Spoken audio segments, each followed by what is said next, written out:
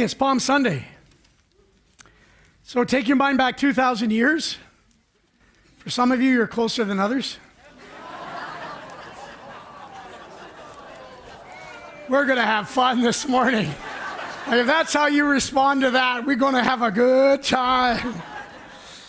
And everybody's applauding, and Jesus is riding in on the donkey, and people are waving their things. And inside a few short days, that same group is yelling, "Crucify him." Sounds like politics, right? Rise to fame 1 week, and a few short weeks, we want you over with. In between all of that, there's this trial. And there's this mockery of a trial that puts Jesus Christ, who claimed to be the Son of God, on trial. I want us to look at it, and I'm going to ask you to read it with me if you would. It's John chapter 18, verses 33 to 38. I'm just going to ask you to read along with me. Would you do that? Pilate then went back inside the palace and summoned Jesus and asked him, "Are you the King of the Jews?" "Is that your own idea?" Jesus asked. "Or did others talk to you about me?" "Am I a Jew?" Pilate replied. "Your own people and chief priests handed you over to me. What is it you have done?" And Jesus said, "My kingdom is not of this world. If it were, my servants would fight to prevent my arrest by the Jewish leaders. But now my kingdom is from another place." "You are a king then," said Pilate. And Jesus answered, "You say that I am a king. In fact, the reason I was born and came into the world is to testify to the truth. Everyone on the side of truth listens to me." "What is truth?" retorted Pilate. With this, he went out again to the Jews.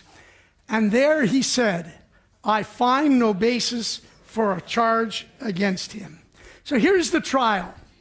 And really, what's on trial is the truth. So I want to take us back because there's two things I want us to discover this morning. The first thing Jesus says that's rather remarkable, and you find it in verse 36. Jesus says, "My kingdom is not of this world.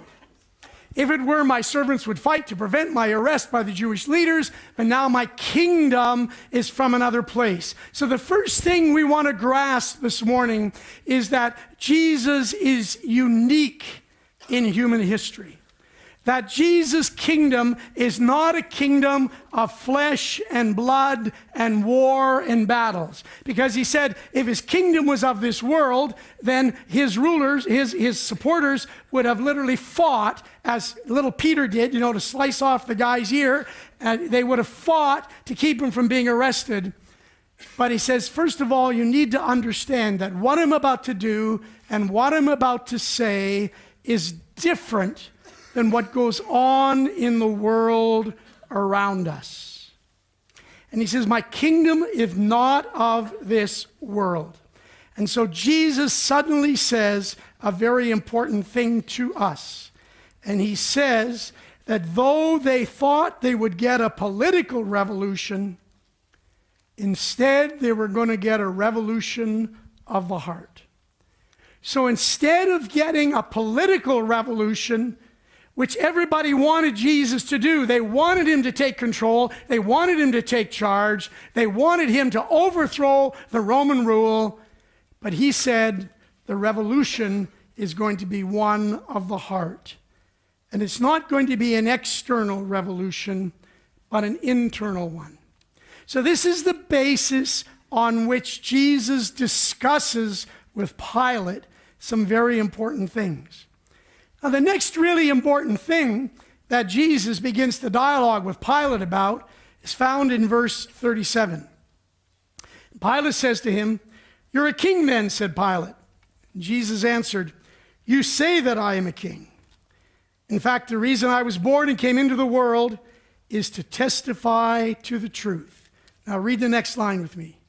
"Everyone on the side of truth listens to me." Turn to somebody and say, if you're on the side of truth, you listen to Jesus.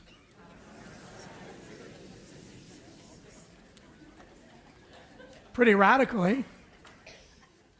Pretty bold statement. He's standing before a man who literally holds the power of life and death in his hands, Pilate. He stands there, and Jesus looks at Pilate and he says, everybody on the side of truth is on my side. And of course, some of you know Pilate's response, right? Pilate's response in the next verse is, so what is truth? I wish I could say it, and I wasn't in church, but he would say, I don't give a blank about the truth. Who cares about truth? What does truth have to do with anything? In fact, Pilate might even say, I have no interest in truth. So I thought about that. I thought about it long and hard, and I thought, there's some characters in this trial that have trouble with the truth. I don't know how many of you have ever known of the game hot potato, right? Where you pass this hot potato around. Well, I've got a hot potato this morning. It's truth. It's truth. And here it is. And what happens in this trial is everybody keeps handing off the truth. Okay, I'm going to throw this out here. Somebody needs to catch this. Please don't let it hit somebody in the head. Okay, there you go. Whoa! Good job. Okay, you got the truth, Ray. All right. So the first people that are handling the truth, we're going to make you the religious leaders of the day, okay? And they represented by two high priests, Annas and his son-in-law, Caiaphas. Okay, and here's what they say. Verse 19 of John 18. Meanwhile, the high priest questioned Jesus about his disciples and his teachings. And Jesus says, listen, I've spoken openly to the world, Jesus replied. I always taught in the synagogues or at the temple where all the Jews come from. I didn't do anything in secret. So he's trying to compensate for the fact they said he's having this insurrection in secret. Why question me? Ask those who heard me. Surely they know what I said.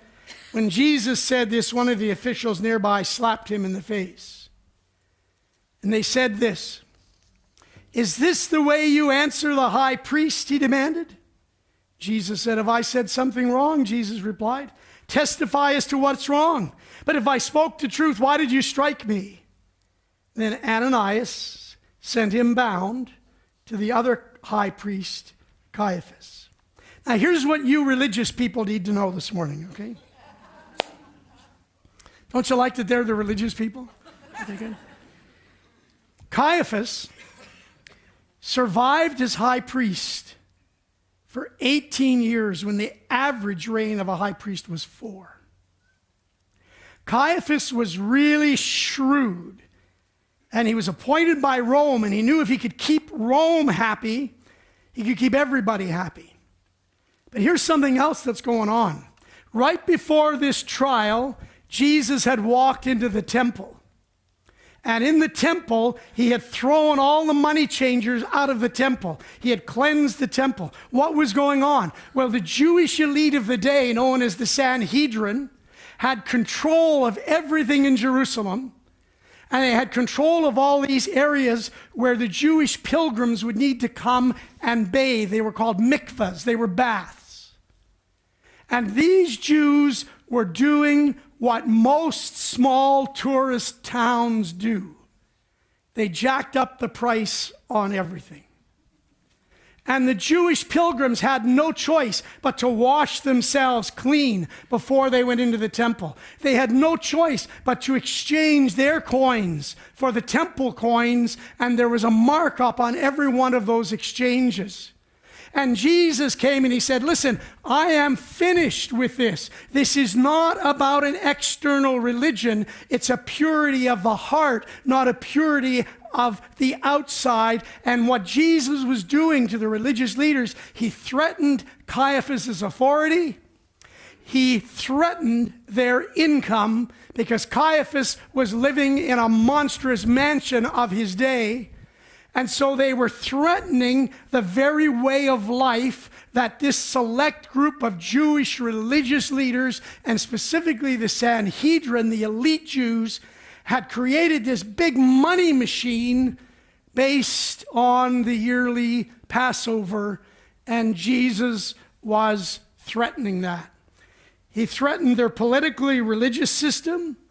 He threatened their power. He threatened their wealth. He threatened their prestige. So the religious elite did something very interesting. And I want to suggest to you today, although it's just a suggestion, that maybe religion is doing the same thing today. They pass the truth over to the political elite. So you want to throw your box into this middle group over here? And you guys can be politicians right there. Just somewhere, get ready, hands up, don't let it hit him. Good catch. Right on. So instead of defending the cause of faith and righteousness and truth, the religious establishment passed it off to the political establishment. And who was that? Well, that was a guy by the name of Pilate. Pilate was really the absolute final authority in this empire. He was approved by Rome. In fact, he was so powerful, he held the power of life and death.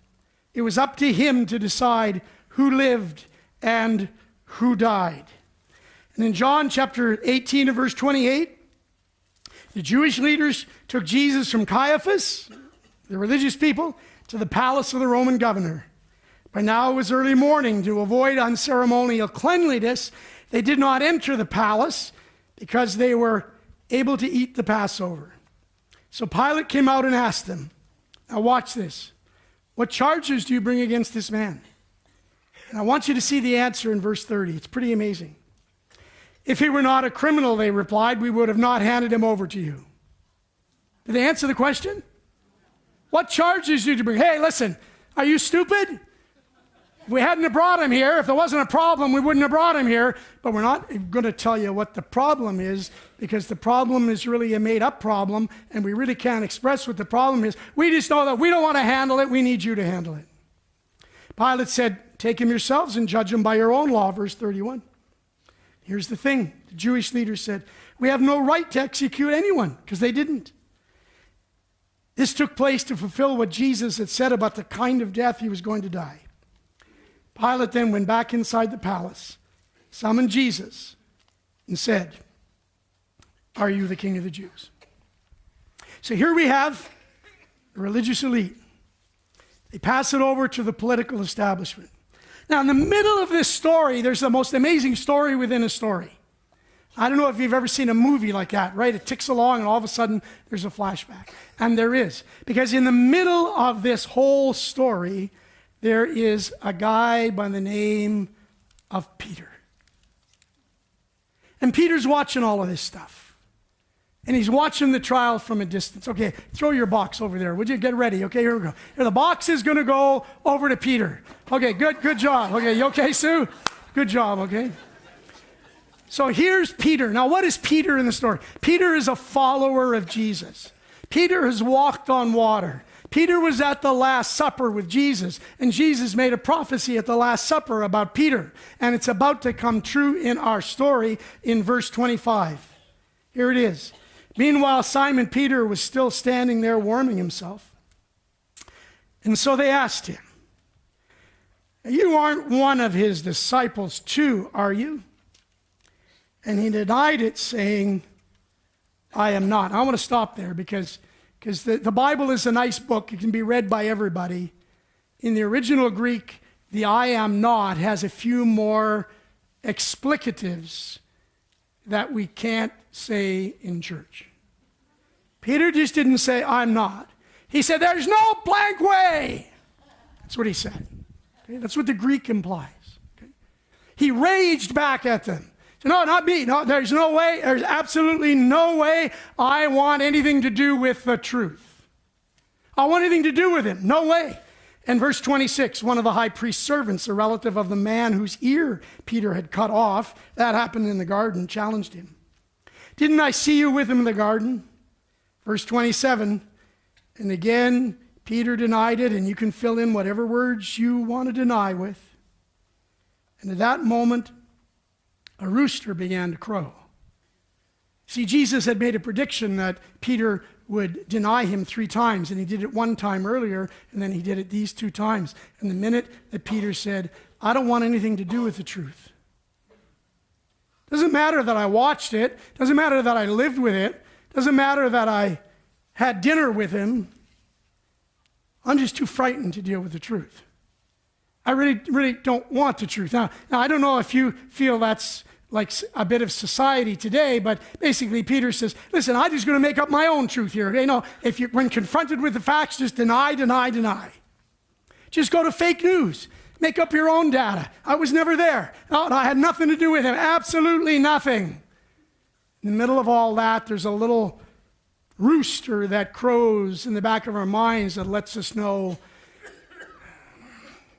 that we need to deal with this fear that we have as individuals of dealing with the truth. Well, I need the box back. Let me have the box. Send it back to me because I'm afraid if you throw it over there, something's going to happen. Are you ready? I'll throw the box. Okay. Oh, dear me, did I injure you? Are you okay? Okay. I knew I should have used a beach ball, eh? Oh, it's your first time here. Oh, I'm so sorry. Oh, my God. Oh, my God. Your first time here, and I hit you over the head with the truth. My God. Whoa. I gotta stop doing this. So we're back to the trial. And Jesus said these words, right? Everyone who's on the side of truth listens to me, right? And Pilate's famous words are, do you know what they are? What is truth? There it is, verse 38. What is truth? And I want to tell you that Pilate didn't ask that question in a seeking way. Like, I wonder what truth is. Pilate asked that question in that very dismissive way. What is truth? You think truth's what do I care? I hold the power of life and death. Truth is what I make it. I can crucify you if I want, or I can let you go free. I hold the power of truth. And so here we go. In verse 38, what is truth? Retorted Pilate. So with this, he goes out again to the Jews gathered there, and he said, listen, I find no basis for a charge in him. Listen, Pilate is understanding this. There's something wrong here, okay? There's something, it's a problem, because they say he's a criminal, but Pilate is beginning to sense in all his wisdom that he's not. Now look at verse 39. What does it open with? Everybody say the word. But. Okay, listen, I don't find any basis for a charge here. I can't find anything wrong with this guy, but it's your custom for me to release to you one of the prisoners at the time of the Passover. So he had an amnesty thing going on, okay? That's what it was.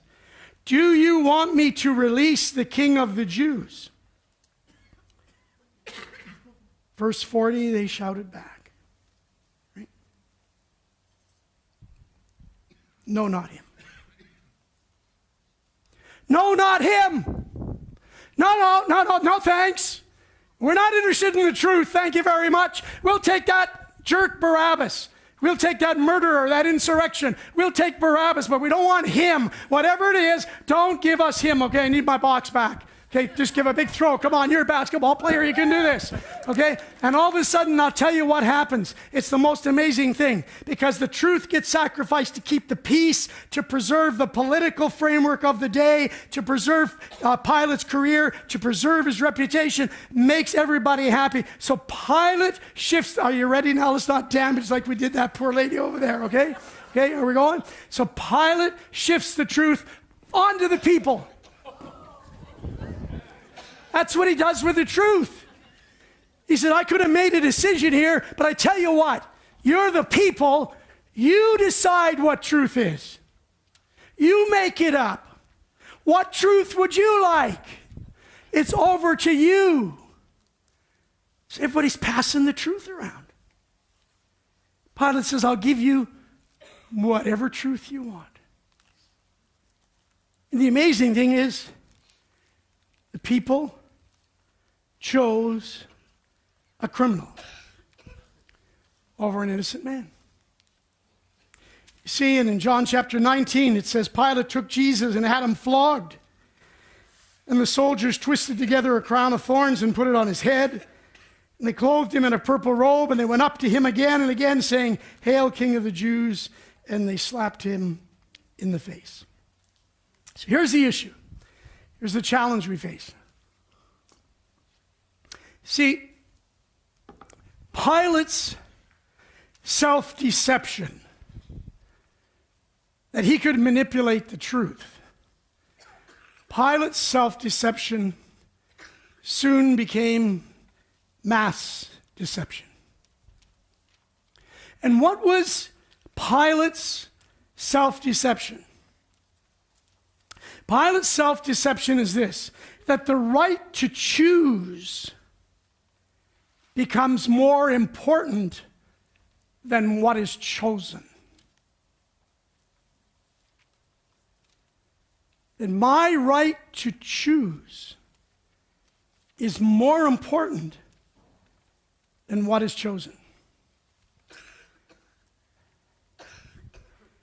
And when we think as a society that the cornerstone of freedom is choice, we think that we're free because we're free to choose regardless of what it is that we are choosing. When that happens to us, society is in a very precarious position.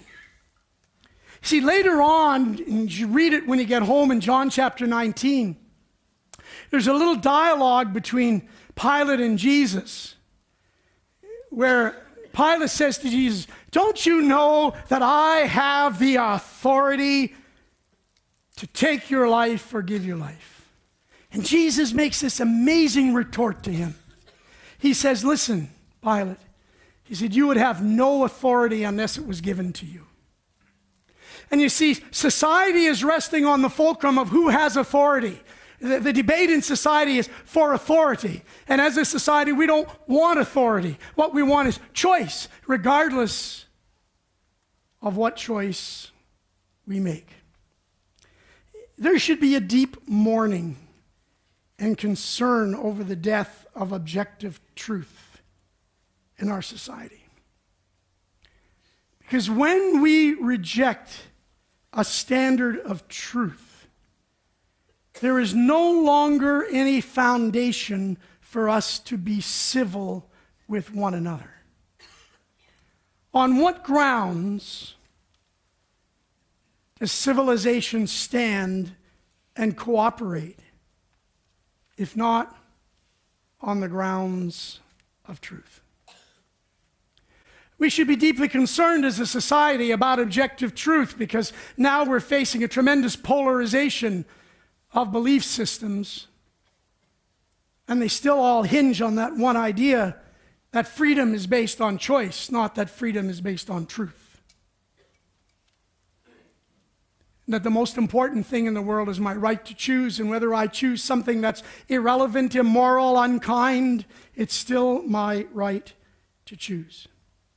And you see, when you and I can no longer have a discourse in society about what is truth, when we can no longer talk about it in a civil way, history has demonstrated that when we fail to talk, violence is right around the corner. So here we have today the trial of Jesus. And the truth, I'll put it up on the screen for you, gets sacrificed on the cross of power, politics, religion, influence, economics, expediency, fear, and the belief that my right to choose is more important than what I choose. And that's at the heart of the trial of Jesus. So I need to get my box back if I can. Is it over here? I've lost track of where it is. Okay, you better stand up unless you're really good. Oh, good. Excellent. 3-point play. Well done. So I need to ask this question. What is truth? Well, an interesting thing happens that when you cut the truth, something comes out of it.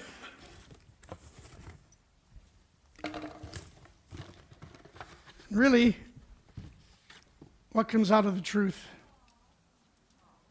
is love.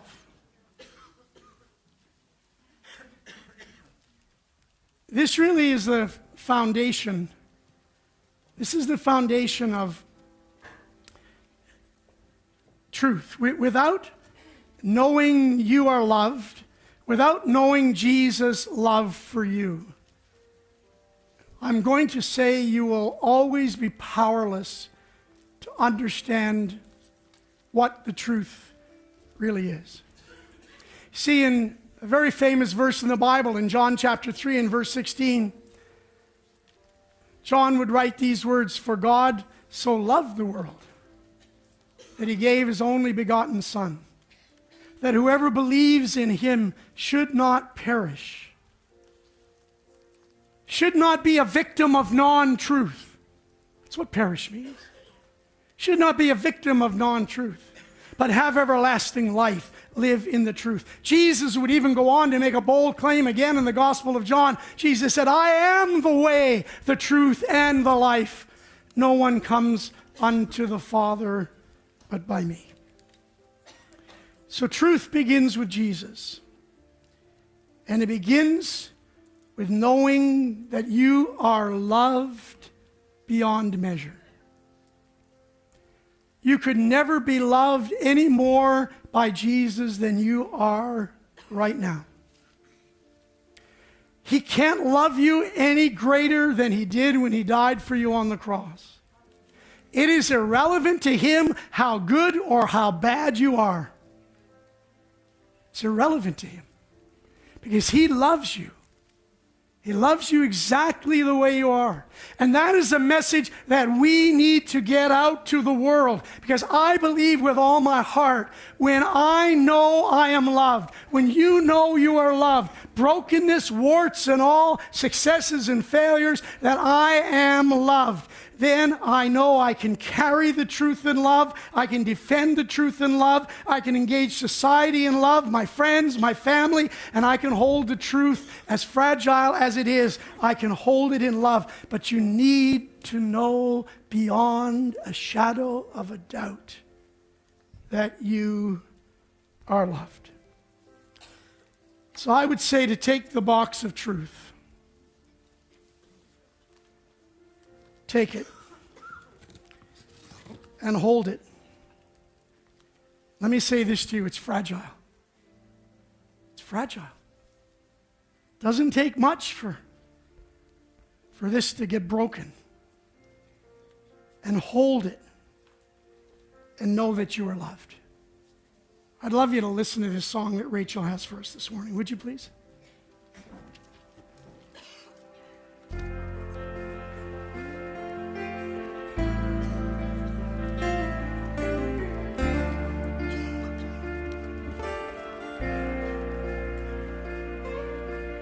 I keep fighting voices in my mind that say I'm not enough.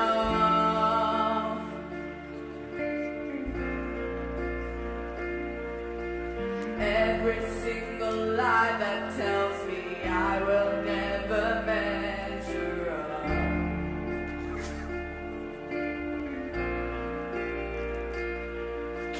Am I more than just the sum of every high and every low?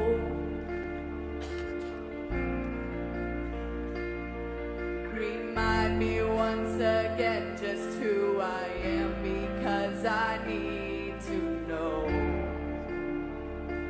Whoa, you say I'm loud when I can't feel a thing.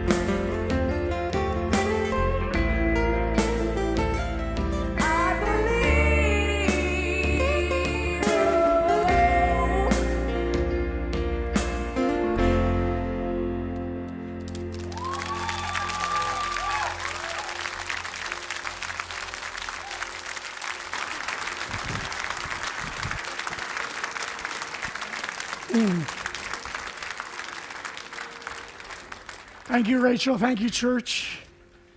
So the question is, do you believe? Do you believe? Question becomes one of, are we going to be like Peter? Are we going to be frightened of the truth? Or are we going to go out into the world and carry Jesus? I'd love you to join me in communion. While you do that,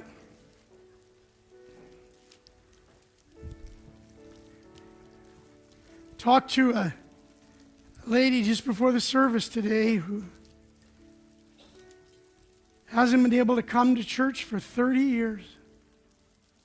She came a couple of weeks ago.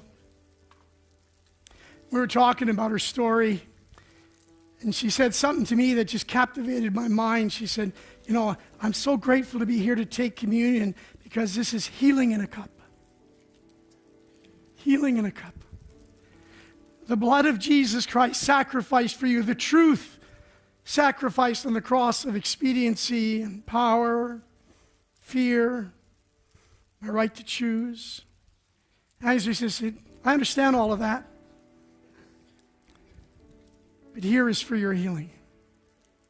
This is for your healing. I love you.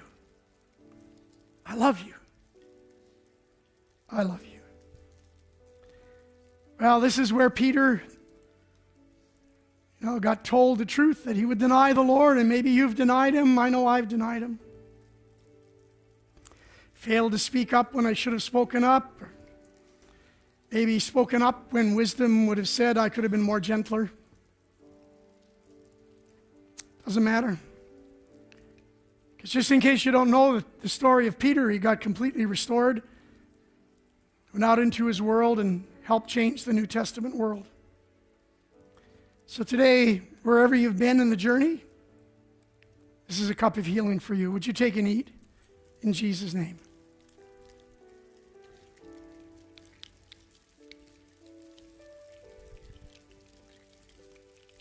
Sometimes you'll bleed for the truth. Jesus bled for you. Would you take and drink?